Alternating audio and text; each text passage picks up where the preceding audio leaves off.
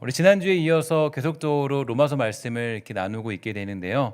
로마서 말씀은 굉장히 우리에게 어떤 신학적인 정리를 해주고 또 우리가 살아가며 나아갈 때 또 바울을 통하여서 그를 통하여서 정말 우리가 어떤 고통을 또 받고 있는지, 또 어떤 인간의 가지고 있는 고뇌는 무엇인지, 또 예수 믿고 사는 게 어떤 것인가에 대해서 확실하게 알 수 있는 것이 바로 로마서입니다. 특별히 로마서 11장까지는 신학적으로 이 복음에 대해서 잘 설명이 되어 있고 정리가 되어 있는 반면에 12장부터는 우리의 삶에 대해서 아주 잘 설명해 주고 있는 그런 책이 바로 로마서죠. 그래서 이 로마서를 우리가 읽을 때, 또 로마서를 접할 때, 로마서라는 것은 우리의 기본적인 신학적인 지식이 되는 것이고, 또 로마서는 우리의 삶의 아주 기본적인 원칙이 된다는 것을 염두에 두고 이 말씀을 읽고, 또 우리가 살아가는 가운데 그 방식들을 따르게 된다면 조금 더 아름답고 또 규모 있고 또 대대로 질서 있는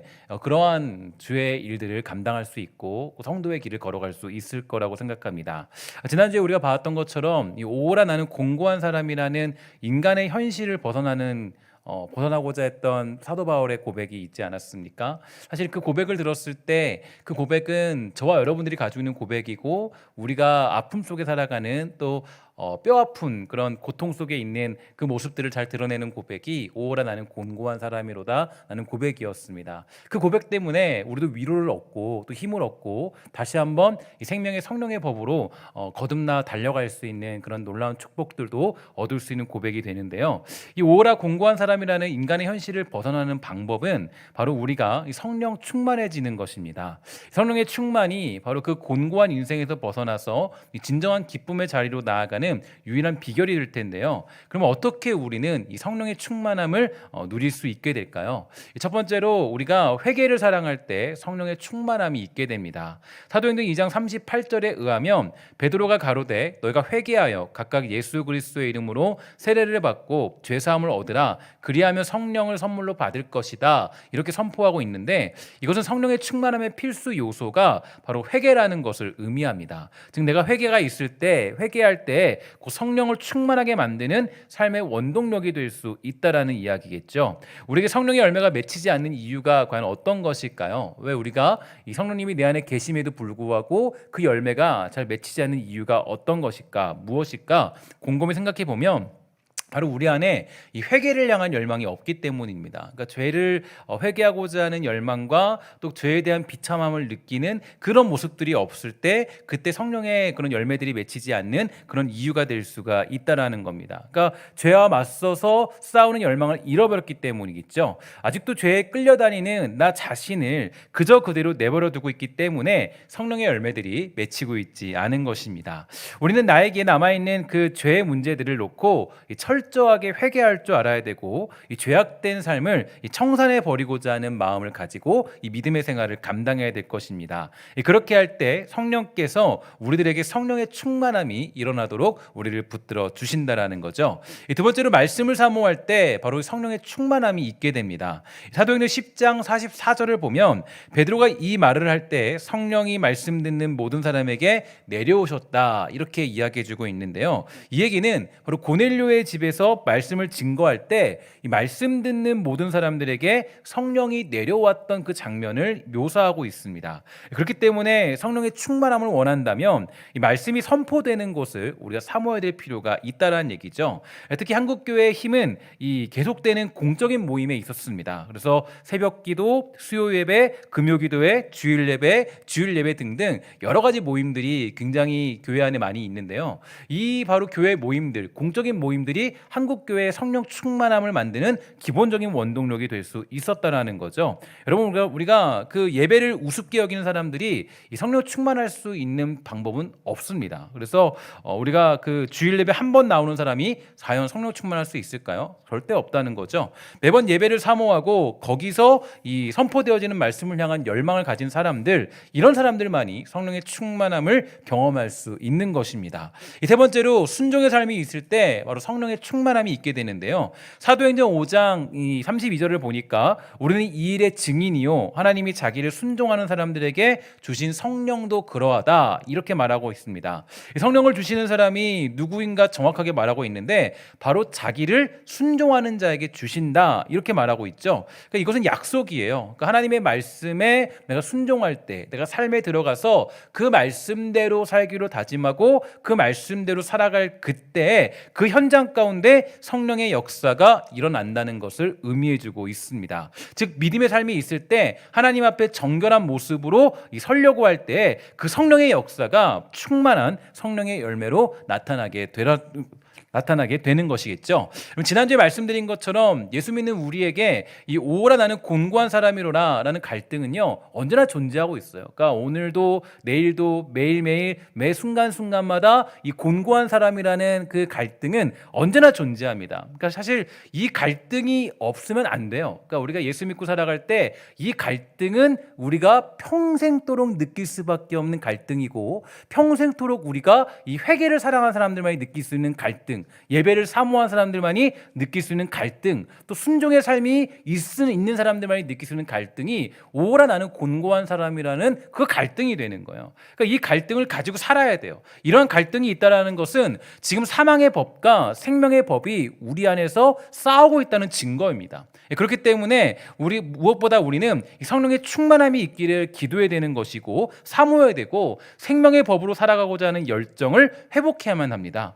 회개를 사랑해야 되고 말씀을 사모해야 되고 순종의 삶으로 나아가야 되는 것이겠죠. 오늘 이러한 모습들이 저와 여러분들이 회복되어서 우리의 삶이 이 생명의 성령의 법으로 누리는 그 기쁨들이 가득하게 되기를 주의 이름으로 간절히 축원합니다. 로마서 8장은요 예수 그리스도를 믿음으로 말미암아 하나님의 자녀가 된 모든 성도들에게 나타나는 이 보편적인 사실이 증거되어져 있습니다. 그러니까 주님을 믿게 됨으로써 하나님의 자녀된 사람들이 어떻게 하면 완성되어져 있는 그 구원의 자리로 갈 수 있을 것일까? 어떻게 하나님은 그 모든 것들을 이루어내시는가? 여기에 대해서 아주 정확하게 대답해주고 있는데 하나님은 실패가 없고 우리는 결코 사망의 법에 끌려다니지 않은 영생과 생명의 법 아래 그 영광의 자리로 가고 말 것이라는 것을 확인시켜주고 있어요. 하지만 오늘 우리가 보게 되는 본문 12절부터는 어떤 얘기가 있냐면 하나님의 자녀가 되었음에도 불구하고 아직도 완성되어 있지 않은 인간의 그런 이중적인 구조 속에서 살아가는 우리가 그 몸이 아직도 가지고 있는 죄와 부패와 어리석음과 연약함들을 어떻게 이겨내야 할 것인가, 또 죄와 어떻게 싸울 것인가 하는 문제가 오늘 본문에는 잘 나타나주고 있다는 얘기죠. 이에 대해서 여러 의견들이 분분합니다. 첫 번째로 많은 사람들이 가지고 있는 오류 중에 하나가 이런 오류가 있어요. 완전주의적인 사고방식인데요. 즉 예수 그리스도를 믿고 올바른 믿음을 가졌을 뿐만 아니라 이 성령님이 우리 안에 오신다면 온전히 그분 앞에 엎드리는 신자는 죄를 지을 리 없다라고 주장한 사람들도 종종 있게 되죠. 하지만 오늘 본문 18장 12절 13절은 분명히 알려주고 있습니다. 그러므로 형제들아 우리가 빚진 자로 돼 육신에게 져서 육신대로 살 것이 아니니라. 너희가 육신대로 살면 반드시 죽을 것이로되 영으로서 몸의 행실을 죽이면 살겠다. 이렇게 우리에게 강조해주고 있어요. 그러니까 우리의 몸이 아직도, 그러니까 예수 믿는 우리들의 몸이 아직도 죄와 부패와 연약과 어리석음의 영향을 벗어버리지 못하고 있고 이에 대해서 절제하고 제어하고 교정하는 일에 책임을 지고 감당해야 한다는 것을 알려주고 있는 거예요. 그러니까 그냥 내가 예수를 믿었기 때문에 성령님이 내 안에 계시기 때문에 우리는 죄를 짓지 않는다, 이런 사고방식은 틀리다는 것을 성경은 우리에게 아주 잘 알려주고 있습니다. 그래서 우리가 늘 성령 충만하기를 사모해야 되는 이유가 여기에 있는 거예요. 그러니까 언제나 우리의 삶은 성령의 부어주심을 사모해야 되고 성령의 충만한 열매들이 맺히기를 사모해야 되는 그런 모습들, 이것을 위해서 부단히 노력하며 사는 것이지 그냥 완전하게 변화된 것처럼 살아가는 것은 아주 큰 오산이 된다는 거예요. 두 번째로 가장 큰 오해 중에 하나는요, 죄와의 싸움을 스스로 하지 말라는 권면을 할 때가 종종 있게 돼요. 여러분 이게 많은 사람들이 가지고 있는 오류 중에 하나인데요. 분명히 우리라는 그 연약한 육체는 이 죄와 싸워서 이길 수 없는 것이 뼈아픈 현실입니다. 그러니까 우리가 그냥 이 죄와 맞닥뜨리면요, 우리는 죄에 넘어질 수밖에 없어요. 여러분 잘 알고 있는 다윗도 마찬가지 아니었습니까? 다윗도 정말 하나님을 잘 섬기는 사람이었지만 아주 한순간에 완전히 나락으로 떨어졌어요. 그러니까 이게 하나님을 찬양하던 그 사람이 너무 쉽게 무너진 거예요. 그뿐만이 아니에요. 여러분들이 알고 있는 수많은 또 한국에 또 아니면 또 외국에 또 많은 목회자들이나 또 많은 어떤 그런 위인들 또 많은 영웅들이 믿음의 영웅들이 아주 순식간에 무너진 것을 여러분과 저는 너무 잘 알고 있습니다. 그러니까 이제 그런 문제들 가운데 우리가 있다 보니까 많은 사람들이 생각하기 이렇게 생각할 때가 있어요. 이 죄의 문제는 우리가 싸울 수 없는 일이야. 그러니까 해결하지 말고 모든 것을 주님께 맡기자. 여러분 좀 일리가 있죠. 그러니까 주님께 맡기면 되겠다. 이 죄의 문제를 주님께 맡기게 되겠다. 이렇게 하면 되는 생각들 가질 때가 있어요. 근데 이거를 가지고 가장 많이 사용되는 구절이 뭐냐? 바로 이런 구절이죠. 수고하고 무거운 짐진자들아 다 내게로 오라. 내가 너희를 쉬게 하리라. 이렇게 얘기하면서 우리가 죄와 싸워서 이길 수는 없으니까 하나님께 맡겨버려야지 뭐 생각할 때가 종종 있게 돼요. 하지만 이것을 대입하여서 내가 싸우려 하지 말고 주님이 대신 싸우게 하라는 것으로 자신을 권면하는 것, 이것처럼 큰 문제도 사실은 없어요. 당연히 구원이라는 것은 내가 하는 것이 아니라 하나님이 이루시고 행하시는 것은 분명합니다. 구원에 관해서 우리가 무엇을 할 수 있는 것은 아무것도 없어요. 하지만 죄와의 싸움은 바로 우리가 직접적으로 그 싸움을 치러야 되는 겁니다. 우리 안에 계신 성령님은 우리가 연약하지 않도록 도우시는 분이시지 그냥 그분에게 다 맡겨버리고 우리 안에 영주하시는 분이 아니세요. 예를 들어서 이런 경우가 있죠. 아이가 이 수학 문제를 풀고 있습니다. 종종 제 아내가 첫째 아이의 그 수학 문제를 저보고 봐주라고 할 때가 있어요. 꽤 어렵더라고요. 요즘에는 뭐 3학년 수학도 뭐 좀 어렵더라고요. 근데 보자라고 하는데 제가 그 문제를 보면요, 사실은 좀 쉽죠. 그러니까 아직은 너무 쉬워요. 그러니까 제가 풀어주면 간단해요.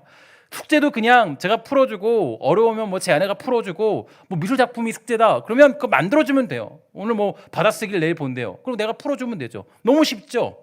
그래서 뭐 저희들이 해주면 되겠죠. 하지만 만약에 그렇게 했다가는 어떤 문제가 생겨요? 아이가 성장할 수 없어요. 부모님이 다 해준다면 아이는 성장할 수 없어요. 늘 그 자리에요. 사고를 할 수가 없어요. 수학과 씨름하는 그런 하기 싫어도 공부해야 되는, 또 만들기 싫어도 만들고 노력해야 되는 그 모습이 없으니까 성장할 수가 없게 되는 거예요. 부모가 할 일은 어떤 겁니까? 부모가 할 일은요, 공부를 대신해 주는 게 아니에요. 내가 대신 풀어주는 게 아니에요. 받아쓰기를 대신 봐주는 것이 아니에요. 부모가 할 일은 공부할 환경을 만들어주는 것이고, 안 되면 학원이라도 보내주거나 과외를 시켜주거나 그런 일을 감당하는 게 부모의 역할이라는 거예요. 우리의 구원의 싸움도 마찬가지입니다. 그러니까 우리의 싸움은 지금 내가 구원을 받는 싸움이 아니라 우리의 싸움은 지금 내 앞에 놓여있는 그 육체의 법과 싸우는 그런 싸움의 법이 우리에게 필요하다는 거예요. 구원은 분명히 하나님이 모든 것을 이루어 주셨지만 우리가 죄와의 싸움에서 살아가는 것은 성령님의 인도하심에 순종함으로 따르며 살아가는 것입니다. 이게 우리의 삶의 아주 중요한 목표가 되는 거예요.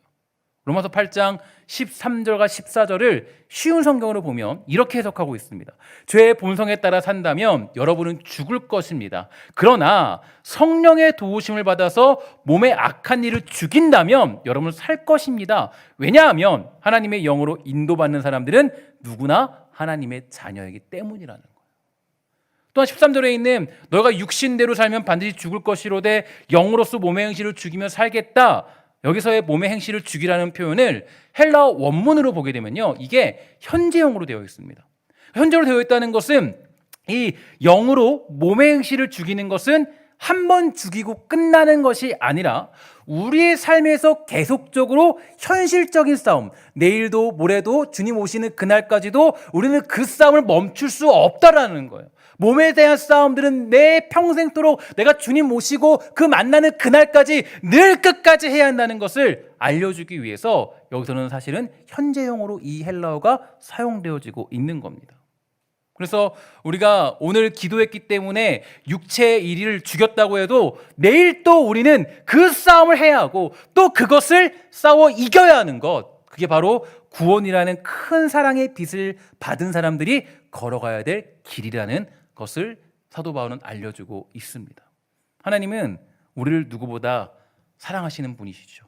여러분 그 사실을 믿으시기를 주의 이름으로 간절히 축원합니다. 하나님은 저와 여러분을 너무 사랑하세요. 우리를 위하여 그 아들을 주시고 모든 것을 다 만들어 주셨어요. 그래서 여러분 잘 보면 창조 때도 잘 보면 너무 하나님 사랑이 넘치잖아요. 야, 너가 뭐 알아서 개간해서 만들어라 그러지 아니하고 뭐 나무도 만들고 뭐 동물도 만들고 뭐가 다 만들어주고 그 다음에 마지막에 누굴 지었어요? 우리를 지었잖아요. 그만큼 뭐예요? 모든 걸 다 주신 분이에요. 하나님 우리를 사랑하세요. 우리를 사랑하시는 분이세요. 저는 왜 이 말씀을 보면서 조금 뭐 이게 어울릴지 모르겠지만 그냥 이런 속담이 떠올랐어요. 미운 놈 떡 하나 더 준다. 이 얘기 떠올랐습니다. 왜 생각하는지 모르겠어요. 그러니까 하나님은 좀 이렇게 생각을 해보면 이런 것 같아요. 하나님은 저희를 광야로 밀어넣기도 하시고 고난과 아픔 중에 살도록 또 인도하십니다. 물론 겉으로 보기에는 우리 예수 믿는데 왜 이런 일이 생기나?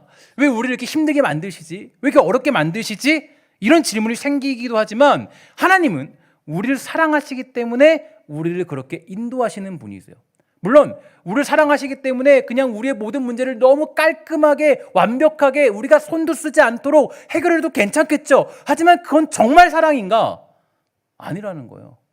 진짜 사랑은 우리가 스스로 인격적으로 존중을 받아서 내가 그 죄와의 싸움에서 이겨내는, 그게 정말 진정한 사랑이에요. 그걸 돕는 게 정말 진정한 사랑이라는 거. 하나님은 그렇게 우리를 인도하시는 분이세요. 우리를 사랑하시기 때문에 주님은 저와 여러분들이 직접적으로 그 몸의 행실을 죽이며 싸우며 살아가기를 원하는 것입니다. 이게 진짜 사랑이고 우리를 인격적으로 존중하시는 하나님이 주시는 그 놀라운 마음이 표현되어져 있는 거예요.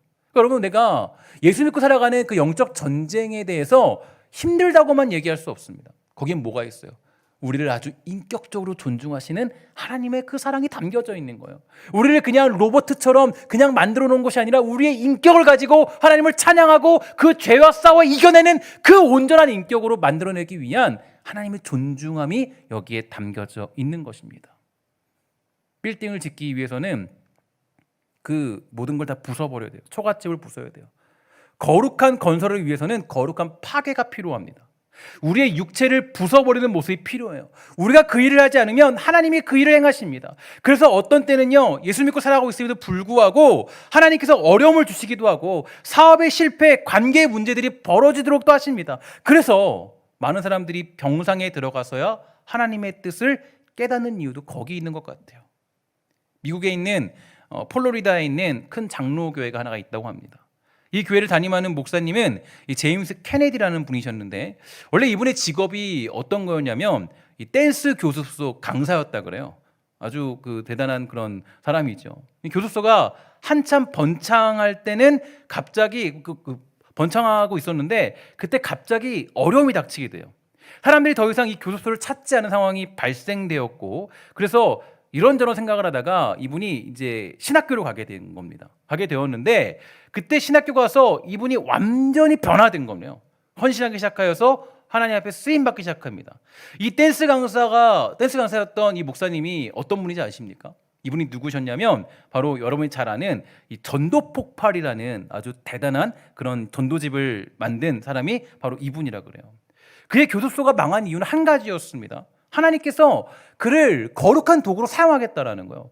그의 모든 것을 다 부셔서 새로운 인생으로 그를 거듭나게 만들어 주신 거예요. 사실 이게 하나님께서 우리에게 하시는 작업들입니다. 하나님이 손 쓰기 시작하면요, 아주 무섭게 우리에게 닥쳐와요. 우리가 정말 그 싸움을 벌이고 있지 않으면, 우리가 그 육체와 싸우는 일을 하고 있지 않으면 하나님은 너무나도 무섭게 우리를 때로는 끌고 갈 때가 있습니다. 왜냐? 우리를 사랑하시기 때문이에요. 하나님은 택한 백성에도 불구하고 우리가 주어진 길을 걷지 않으려 한다면 하나님의 뜻에 따라서 그 길로 인도하십니다. 하지만 사실은 좀 매서워요. 내가 육체의 싸움을 벌이고 있지 않으면, 그것을 죽이기 위해서 내가 노력하고 있지 않고, 그것을 위해 내가 힘을 쓰고 있지 않고, 성령 충만하기 위해서 내가 그 힘을 쏟고 있지 않으면 하나님은 그걸 기뻐하지 않기 때문에 하나님은 우리가 그렇게 할 수밖에 없도록 만드셔요. 왜냐? 우리를 사랑하시기 때문에.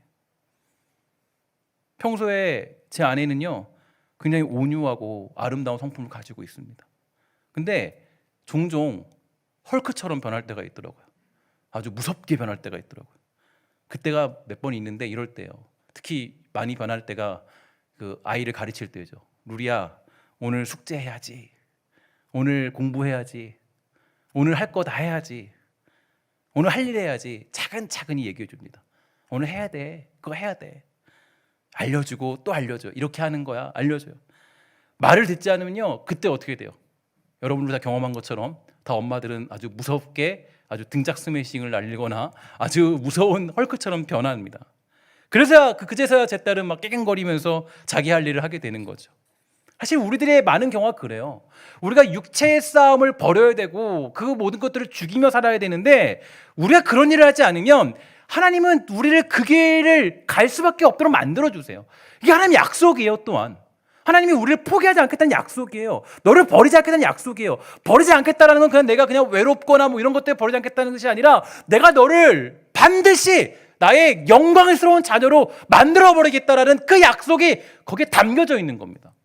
그래서 여러분들과 제가 때로는 하나님의 그 만지심에 들어가게 되면 그때만큼 무서운 게 없어요. 왜냐, 하나님의 뜻은 우리가 훗날 하나님 앞에 엎드려서 하나님의 얼굴을 보고 영광스러운 그 모습으로 영광 돌리는 것, 즉 우리의 육체를 통해서 주님께 영광 돌리는 것이 하나님이 가장 원하는 것이기 때문에, 우리가 그런 일을 하지 않는다면 하나님은 우리를 가만두지 않으세요.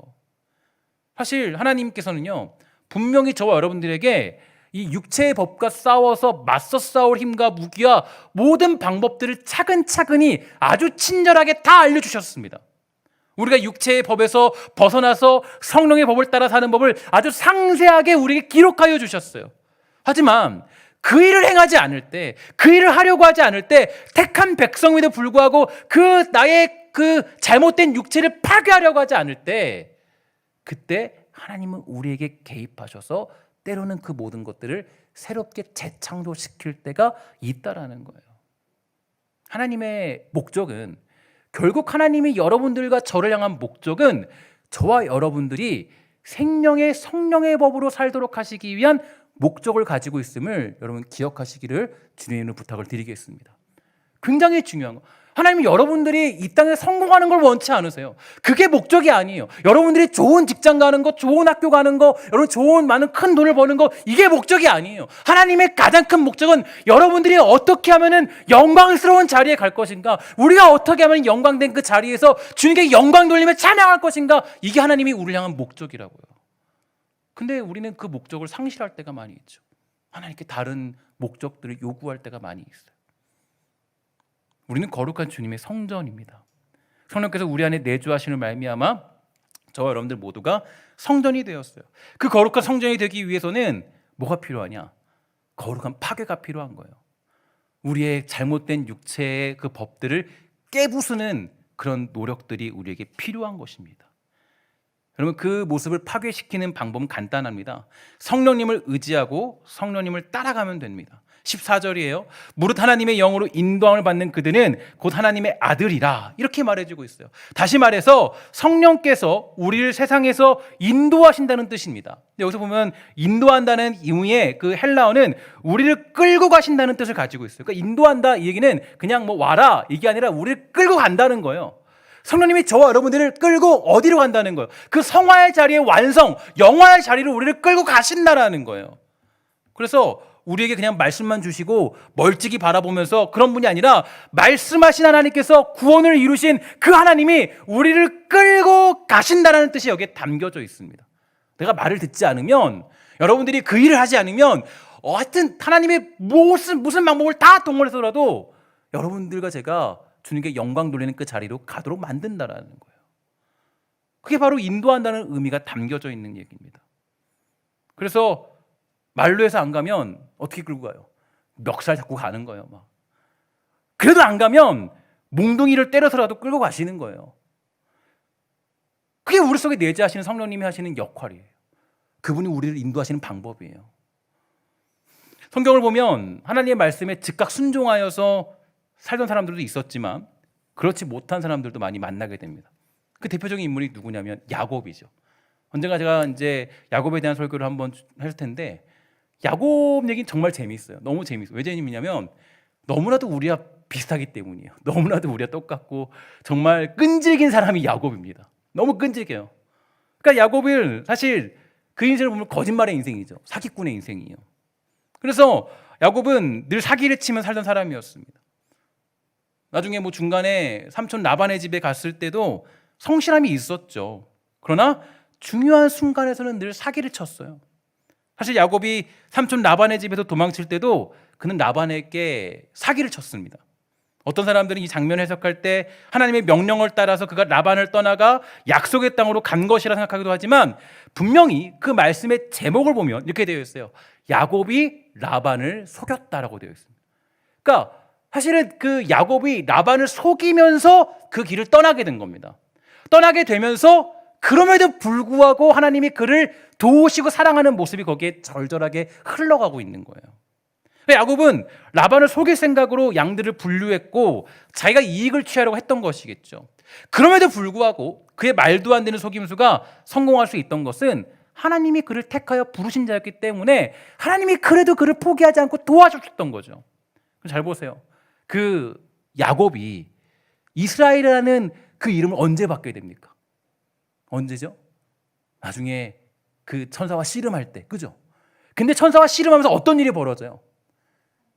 환도뼈가 부러지면서 절름발이가 돼요. 여러분, 절름발이가 되었다는 것은 이게 그가 막 여러분 이게 생각을 이렇게 하시면 안 돼요. 씨름에 따라서 막 하나님께 간절히 기도했다 이게 아니에요. 여러분 그랬다면은 환도뼈를 안 부러뜨렸겠죠. 그럼 뭐였어요? 그냥 아주 큰 축복을 주면서 야 정말 잘했구나 이렇게 생각했을 거예요. 근데 여기서 그가 씨름했다라는 것은 하나님께 끝까지 고집했다는 거예요. 말을 안 들었다는 거예요. 야 이렇게 하라니까 너 왜 아직도 이거냐 이 씨름을 벌였다는 거예요. 그러니까 이때 하나님은 어떻게 하세요? 환도뼈를 부러뜨리고 절름발이가 되게 만들어서 결국 거기서부터 이스라엘이라는 이름을 받게 됩니다. 여러분 이게 하나님의 방법이에요. 하나님의 그 우리를 사랑하시는 마음이 표현되어 있어요.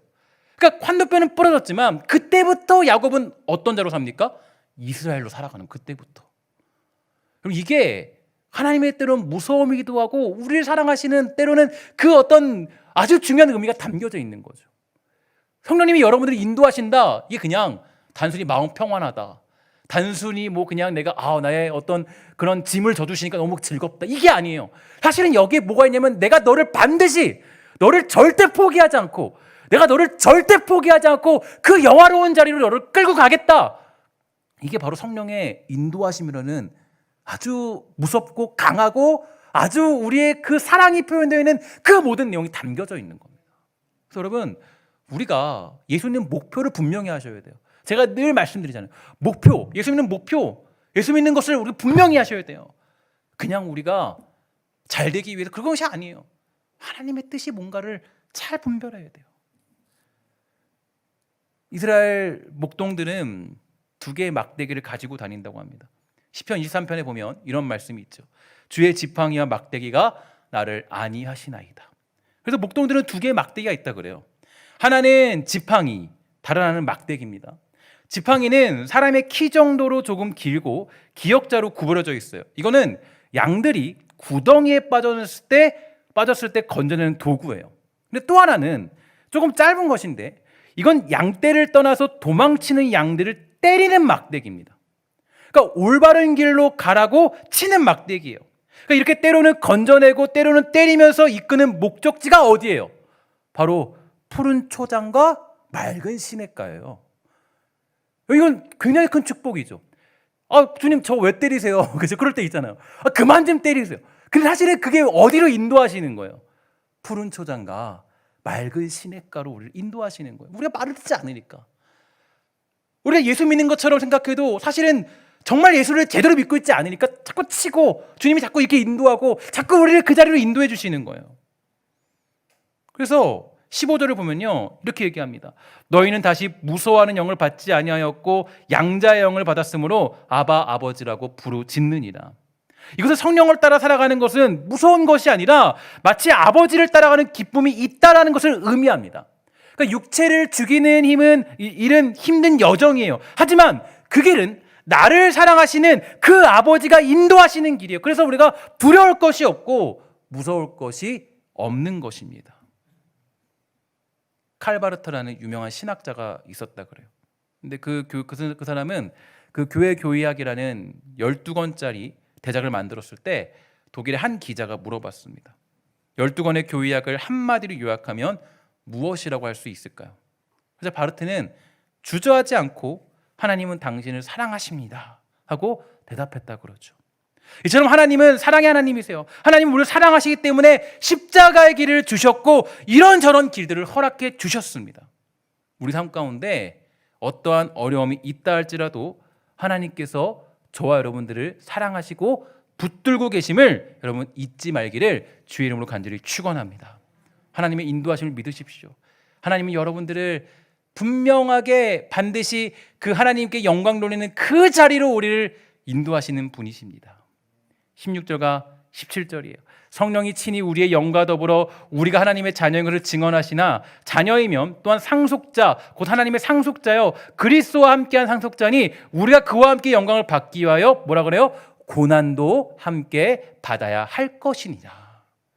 예수 믿고 살아도 여러 방향과 여러 모양으로 우리의 연약함을 도우시기 위해 또는 우리를 거룩한 성전으로서의 완성을 위해서 고난이 찾아올 수도 있습니다.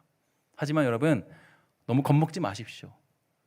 그 모든 시험들은 우리가 이길 수 있는 시험들인 줄 믿습니다. 왜냐? 하나님이 우리를 사랑하시는 자에게 주시는 시험이기 때문이에요. 우리의 육체를 죽이고자 하는 하나님의 뜻이 담겨져 있기 때문이에요. 그래서 사도는요 오늘 본문 마지막 절에서 결론적으로 무엇을 강조하고 있습니까? 바로 인내인데요. 함께 읽도록 하겠습니다. 24절과 25절입니다. 함께 읽습니다. 시작. 우리가 소망으로 구원을 얻었음에 보이는 소망이 아니니 보는 것을 누가 바라리요? 만일 우리가 보지 못하는 것을 바라면 참음으로 기다릴지니라. 아멘. 여러분들 모두가 인내하면서 육체의 법들을 죽이며 성령의 법으로 살아가기를 힘쓰는 우리 사랑하는 신성의 권속이 되기를 주의 이름으로 간절히 부탁을 드리겠습니다. 하나님은 우리를 주의 자녀답게 변화시키기 위하여 우리를 부르셨습니다. 그 방법은 바로 사랑이죠. 다만 우리의 연약함으로 인하여서 사랑은 지팡이와 막대기로 나타나게 됩니다. 이러한 때에 우리를 인도하시는 성령님을 기억하시고 그 인내함으로 그 길을 걸어가셔야 돼요. 오늘 그리스도의 빚진 자로서 그 성화의 길을 함께 달려가는 거룩한 육체로 우리 주님께 영광 돌리는 사랑하는 신성의 권속이 다 되시기를 주의 이름으로 간절히 축원합니다.